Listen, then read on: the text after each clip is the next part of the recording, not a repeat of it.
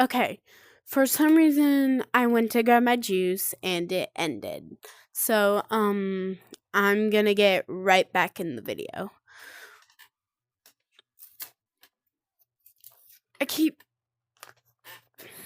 missing my juice, so let's get right back into this. You can watch the first part if you want to, and then watch the second part, because I guess I made it 2 parts. Got my juice right here. And here we go. And if you enjoyed the videos, then smack that like button. And gotta give a shout out to MJV Animations. They're the ones that made these amazing animations we're about to watch. Just click that link down below, check them out. And let's go ahead and check these out. Woo-hoo-hoo, I'm nervous. Okay, everybody get it together. Okay, all right, here we go. In my freshman year of college, I visited home a week before Halloween. The county fair was in town, so one night, I took my little sister and her 2 friends who were in middle school. Ew. The fair was fall. Oh my Halloween goodness, that's themed, creepy. So there was a haunted Sorry, house. I didn't mean to get you I had scared. been to the fair a bunch of times, but I had never been allowed to go in there. You look constipated. Naturally, I tried to convince my little sister and her friends to go through it with me. They were too scared by all the bloody, psycho-looking actors lurking outside. Heck no. So, I had to go along with them on all the same boring rides until eventually they got hungry. I was the only one with money, so I was able to convince them to go through the haunted house with me by promising to buy them all whatever food they wanted afterwards. We got in line together, and I was immediately feeling the unsettling vibes of the haunted house. Don't do it. I couldn't help but feel like all the scare actors were staring at me, but my little sister and her friends were already terrified, so I hid the fact that I was uncomfortable. It took us about 20 minutes of waiting for everyone to go in one by one, but then, when we reached the front, the girls wanted to back out. However, I managed to make a deal with the girl that was letting people through that I would go in first and then come back around to prove it was okay. Nope. And whoever was behind them could go through ahead of them until they were ready. After settling things, I entered the haunted house alone, finding myself lost in a dark, claustrophobic maze of narrow hallways filled with fake I'll smoke. pass out immediately. The only lighting came from the obvious spots where some guy with a chainsaw or machete would jump out. It's the back I got rooms. scared once or twice, Oh god, that scared me. but it wasn't that bad as the actors would usher me forward right after. Then, as I was going down the longest stretch of hallway, I was suddenly shoved from my right. I was caught off guard and tumbled to my left, collapsing to the floor just as a door slammed shut. I was sealed off in total darkness. I wasn't sure if this was still part of the experience. It's not. So I quietly asked if anyone was there. A voice that sounded like an old woman asked in reply, "Can I borrow your shirt?" I freaked out and instantly got back on my feet. I reached for my phone to use the flashlight, but when I looked around, I realized I was in a tiny storage room filled with nothing but mannequins. They were all pointed to look at me in the center of the room. Oh, Half bro. of them were wearing costumes like the scare actors, while the rest were completely bare. I couldn't see the exit or the woman, so I shouted at her to show herself. That's when she said, audibly smiling, "Check your eyes, dear. I'm right here." There really is nothing like, see, it's almost genreless in a way. Every round is different. There's so many unique characters. It's the tactical hero shooter. Siege is like chess with guns. Give me a minute, that's scary. Get free access starting June 10th.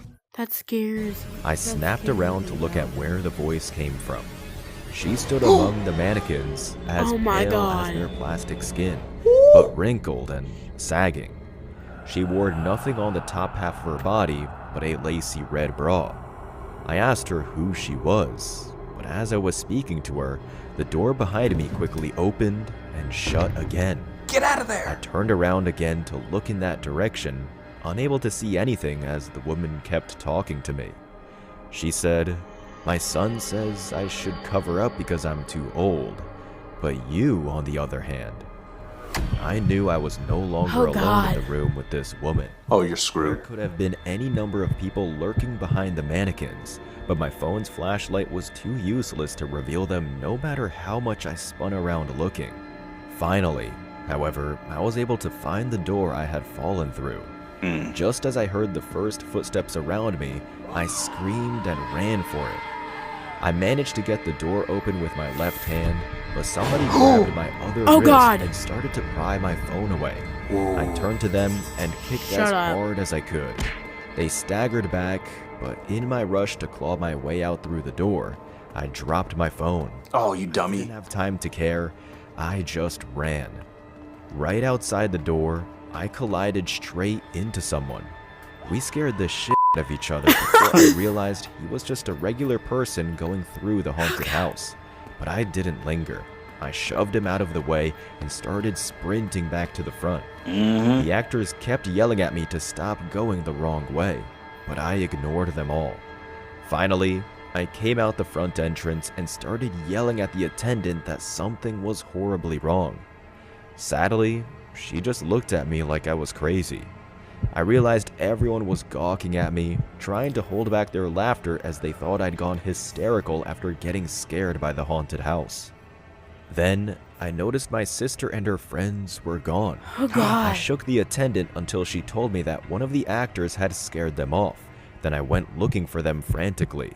I was scared to death they had been grabbed by the same people. Then I found them at a food truck. I asked them what they were doing there, and they said the man inside was giving them free churros.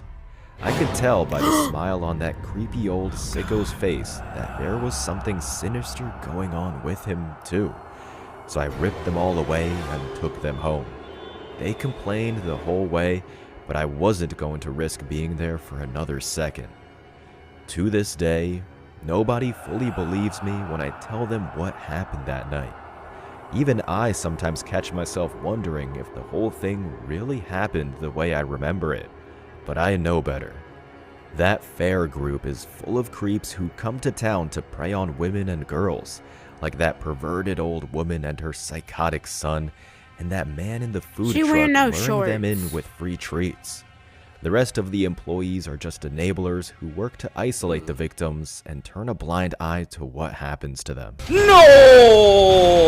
Okay, I'm not going to any carnivals or creepy scare houses anytime soon. You guys better stay with the group, get your friends, and stick by them no matter what. Now stick by me. Don't go anywhere, okay? All right, let's watch another one. When I was growing up, with me, me and my brother please. Carter spent a week at our grandparents' farm every summer. Y'all run It was weird. one of those farms in the middle of nowhere, with endless fields of corn and a rickety old barn filled with hay.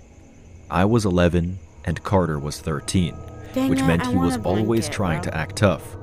Our grandparents were old school and believed strongly in hard work and an early bedtime. The first few days were kind of fun. We explored the farm and jumped around in the piles of hay in the barn. But boredom hit hard by midweek. That's when Carter got the idea to sneak out at night and walk to the gas station a couple of miles down the road to grab snacks. It was a dumb idea, and I knew it. What are Grandpa you had doing? told us not to wander off the property after dark, but Carter had that You're an nothing idiot. bad ever happens attitude that always got us into trouble. Sorry, I'm And, getting my like an blanket idiot, out. I went along with it. We waited until the house was quiet, and we were sure our grandparents were asleep. Carter grabbed a flashlight, and we slipped out the back door, careful not to let it bang shut. The cool night air hit me, and for a moment, I thought about turning back. But Carter was already heading down the dirt path, so I followed. Dang it, Carter. The moon was bright enough to fill up Carter? the fields on Really, either side of the Carter? path. Rows Carter? of corn I'm gonna call stretched him that the whole endlessly, time. their tall stalks swaying in the breeze. About halfway down the road, we passed one of Grandpa's What scarecrows. happened to your hair? It stood in the middle Oh of God. the field, backlit by the moon, its burlap sack head and straw-stuffed body casting a shadow over the path. It looked like it had fallen off the cross it hung on and was balancing on its feet. I said it looked kinda creepy, and Carter laughed at me. He said he Hey. wasn't scared of a stupid scarecrow. Can you You'll tell be which app scared is a in a trap? minute, bro. Google Playcam. Download apps, not traps. A little farther down, Carter froze, and I bumped into him. I called him a jerk, but he didn't respond. He pointed toward another scarecrow, but this one wasn't like the others. It was shorter, more squat, and there was someone standing next to it. Dang it, my At battery's first, getting low. I thought it was Crap. Grandpa, maybe checking on the fields, but I realized it wasn't him. It was a woman. She was old, No. with gray, greasy hair that clung to her face. She wore a tattered dress that looked like it hadn't been washed in decades. Her back was to us, and she was muttering something under her breath. Ew. Her hands were on the scarecrow, stroking its burlap head like it was alive. My legs went weak. I begged my brother to turn back. Carter didn't move. He stared at the woman, his jaw clenched. He told me to stop being such a scaredy cat and that he was going to get snacks no matter what. Dang. He took one step forward, and the woman suddenly stopped muttering. Her head tilted slightly, like she'd heard us. I held my breath, hoping she'd stay focused on the scarecrow. But then, her head snapped towards us. Her face was pale and wrinkled, Oh my God. her eyes sunken and dark. Her mouth twisted into a wide smile, showing gums where her teeth should have been. Ew. She let out a cackling laugh that made my stomach drop. Then, she started running at Oh us. God. Man. Carter let out a high-pitched scream and spun around. We bolted down the path, the flashlight bouncing wildly in Carter's hand. I could hear her footsteps behind us, the sound of bare feet slapping against dirt. Ugh. I didn't dare look back. My chest burned and my legs felt like jelly, but fear kept me moving. We reached the house, and Carter fumbled with the back door. His hands were shaking so badly he could barely grip the handle. Come on, I Carter. kept glancing over my shoulder, expecting to see her right behind us. But when I finally looked, she wasn't there. The fields were empty. Carter yanked the door open, and we stumbled inside, slamming it shut behind us. We stood there, gasping for air, listening for any sign of her outside. But all we could hear was the hum of the old refrigerator in the kitchen. Our grandpa came down in his robe. He was pissed at us for sneaking out. Yeah. So we didn't tell him about the woman. After a thorough talking to, he sent us to bed. Me and Carter lay in our beds, covered up to our chins, thankful to be back inside the safe, locked house. Oh my God. I thought the scary part of the night was over, but then I heard a tapping at the window. No. I felt the breath get sucked out of my chest. Me and Carter both sat up and looked at each other. Don't do it. We glanced at the window. It was covered with a long red curtain, but there looked to be the shadow of movement behind it. The tapping continued. Carter slipped out of his bed. I hissed at him to get away from the window, but he ignored me. I'm He closing my crept eyes. toward You it. can watch. His hand reached out. Carter yanked back the curtain. Moonlight spilled in the room, and I saw something that still terrifies me to this day. The woman stood at the window, her nose pressed against the glass, and beside her was a scarecrow. Only it wasn't a scarecrow at all, but a dirty man wearing the clothes off of one of my grandpa's scarecrows. He tapped a grimy finger against the glass, grinning wide. To my horror, I realized that the scarecrow me and Carter had seen standing on its feet was the man in front of us. He'd been watching us. Carter and I both screamed. The two freaks began to cackle. Me and Carter ran to my grandparents' bedroom, but by the time we all got back, they were gone. Me and Carter finally told our grandpa the whole truth. He was understandably upset, but more focused on finding out who those weirdos were. Yeah. My grandma called the cops while my grandpa talked to us, and they came and looked the whole farm over. They didn't find the old people. The only thing out of order on the farm was one of my grandpa's scarecrows tossed to the ground with its clothes ripped off. Even now, years later, I still think about that night. Every time I visit Grandpa's farm, I find myself glancing at the scarecrows, half expecting it to turn into that man and for the woman to appear beside him. I don't know who they were or why they were out there, but one thing's for sure. I'll never walk down that path at night again. Oh You my gotta God. be kidding me. This is why I don't trust farms. Forget the snacks, man. You just stay in bed and starve. It's not worth getting ran down by some creepy old lady and a creepy old man pretending to be scarecrows. You better get that up on out of here. Okay, let's go ahead and watch one more. Meet the Bark Phone, a safer Dang phone for it. your child, teen, and family. With it, you can monitor content, text, and apps, social media, and web searches. You can even manage screen time and track location. The Bark scared Phone the makes parenting in the actual digital frick age out easier. of me. Safer tech for your child and peace of mind for you. God. Did that scare you? Let me know if it scared This you happened down in below. 1996 in my hometown of about 100,000 people. I was 15 years old from the suburbs and went to a high school in the city. I finished with class and for some reason I decided to walk to the main bus station instead of just waiting at the nearest bus stop. I stood at the gate that my bus line, number 15, starts from. Another bus line, number 17, also starts from the same gate. After waiting for about 10 minutes, a man asks me if bus number 17 is taken off yet. I say yes, I'm sorry, you just missed it. The man, who looked to be at least 30, maybe 40, then introduces himself to me as Mark. He stretches out his hand for me to shake it. Nope. Mark. I didn't want to be impolite, so I do. I introduce myself as Maya. My name is not Maya. It was bizarre to me that a grown man was introducing himself to me at a bus station. I may have been 15, but I knew better. He asked me if I just finished school. I say yes. Then he asks me what school I go to. I lie. Then asks if I'm going home. I say no, even though I am. Then asks me where I'm going, and I say to a friend's house. My bus pulls up and I get on it. Strangely, this man, Mark, gets on as well. I know for a fact he'd asked me if number 17 had taken off yet. If he was originally planning on going on number 17, there is absolutely no reason to get on my bus, number 15. They don't have a single stop in common. I sit down and he sits himself next to me. He asks me which year of high school I'm in. I lie for some reason and say I'm a junior. I was actually a freshman at the time. He says I look too young to be a junior. I say I hear that all the time. Then he asks me if I have a boyfriend and I say no. And he says that I should. I then ask him where he's going and he says he's going home. I ask if he isn't planning on taking number 17. He says no and tells me he lives at the very end of bus line 15. That was odd. I've never seen him on the bus before. He asked me if I'm on my way home as well, and I say no, that I'm visiting a friend.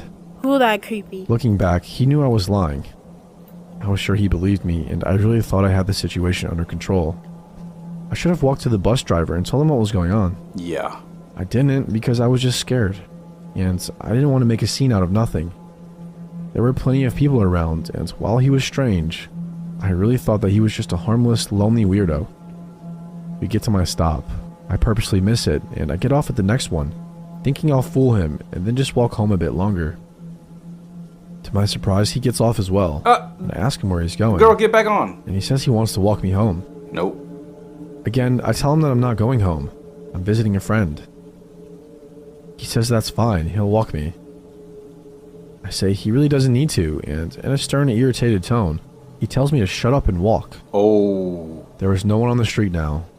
We are the only ones who got off the bus here. Should have stayed on the bus. I'm alone with this weird man who followed me from the bus station. I can't go home because I don't want him to know where I live. I start panicking and I don't know what to do, so I just freeze and stand there, silent. In an instant, he went from weird but chatty and smiley to telling me to shut up. And I went from feeling in control to knowing I really f***ed up. He put his hand on my shoulder and tells me that he doesn't have much time, so we should get going. I want to tell him that he clearly does, but I don't want to anger him more. Yeah. So I just nod. He tells me that if I'm good, I don't have to be scared of him. I lie and say I'm not scared. He asks me if that means I plan on being good. I say yes. He forced me to repeat it in a whole sentence. Yes, I will be good. I begin walking. I don't know where I was going. Just knock on a random house, girl. He walked with me, with his hand on my shoulder still. Ew. I was never religious growing up, but I remember praying that I don't pass out. My heart was beating so fast, and breathing was difficult. I was sure I was about to collapse and die. Then I spotted an older man tending to his garden in front of a house. That's the last thing I remember. I have a vague memory of running. I was later told that I was screaming for help while running towards the older man, while Mark ran off. The older man called the police, and they contacted my parents. The police couldn't do anything but take my statement. Since my parents both worked and couldn't take me to and from school, they bought me a new phone the very same day. Yeah. This was in the 90s when mobile phones were a luxury. I wish the story ended here. After the event, I only ever got on the bus at the stop right in front of my school. A few weeks passed, and I did so like I did any other day. He locked eyes as soon as I stepped on. He was on the bus with a big grin on his face, like he couldn't be more excited to see me. I was so creeped out, I immediately got off and ran into the school. I called my mom in tears, and she had me find a teacher to walk me to her car when she came to get me. Yeah. The school was then notified on the situation. After that, he was spotted walking around the school several times, sometimes a few days in a row, but sometimes he wasn't seen for weeks. The police were of no help. They couldn't do anything until he actually hurt me, or showed up on school property or at my home. I spent the rest of the year waiting in the school until late afternoon, so my mom could pick me up after work. We always took a very long route home. I now know that she was making sure we weren't being followed. My parents then had me switch schools. Thankfully, he was never spotted in my neighborhood, and I'm very sure he never found out my name or got my address. I only ever saw him one more time. You lied about your name. I was 21, in my hometown, on summer break from university. Why'd your cheeks I saw him in a grocery store in a whole different part of town. Like the heck? He didn't seem to recognize me. Didn't even really look at me. Oh But God! I immediately recognized him. Where I live, there is no convicted criminal list like in the US. Such cases are not reported. And I never found out the man's full name. I have no idea who he is or what he has done in the past. I don't know what he would have done to me. My belief is that he might have been mentally challenged, saw me, liked me, and followed me. My mother believes that it was much more complex, that he was planning something, that he knew exactly where we were going. He wanted to assault My you? dad still doesn't talk about it. I'm just happy he's out of my life. Oh, girl, you escaped by the skin of your booty. Girl, you might need to start carrying some like pepper spray or like, you know, like a taser. No more walking home from school or taking the bus for you, Kaylee. Just be homeschooled, all right, and call it a day. Not today, man. Ain't gonna get me. That's why I don't go to the grocery store. But if you enjoyed this video, then go ahead and smack that like button. Oh, and my yeah, goodness. I'ma see ya in the next one. Peace. Okay. Well, that's it.